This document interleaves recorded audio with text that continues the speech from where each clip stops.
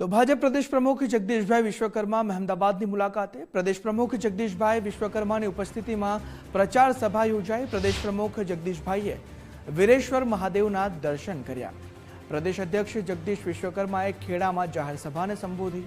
ખેડા જિલ્લા પંચાયતની સિહુંજ બેઠક પર વિજય વિશ્વાસ સંમેલનનું આયોજન કરવામાં આવ્યું। ખેડા જિલ્લા પ્રમુખ પ્રભારી સહિતના નેતાઓ ત્યાં ઉપસ્થિત રહ્યા। પ્રદેશ અધ્યક્ષ જગદીશ વિશ્વકર્માએ વિકાસના કામોની ચર્ચા કરી। કહ્યું કે ખેડા જિલ્લામાં અમૂલનું સૌથી મોટું સારું સહકારી ક્ષેત્ર છે। ગ્રામીણ વિસ્તારની બહેનોને અહીં રોજગારી મળી રહે છે। અમદાવાદ વિસ્તારમાં 50થી વધારે કંપનીઓ કાર્યરત છે।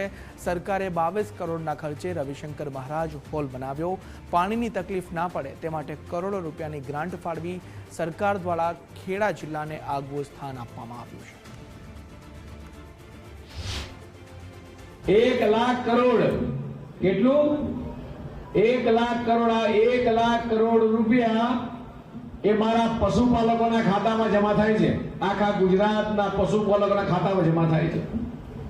આપણા આચાર્ય દેવવ્રતજી, આપણા પ્રધાનમંત્રી માનનીય મોદી સાહેબ, જેને માથે આકાશ છે ધરતી, જેને ઘરનું ઘર નહોતું એવા લોકોને ઘરના ઘર આપવાનું કામ કર્યું હોય પ્રધાનમંત્રી આવાસ યોજના અંતર્ગત પ્રધાનમંત્રી માનનીય મોદી સાહેબે એ સ્થિતિ આપણે જોઈ છે કે કુવામાં વરડો નાખીને પાણી ખેંચવું પડતું હતું, ડીઝલ એન્જિનની પંપ ચલાવવા પડતા હતા।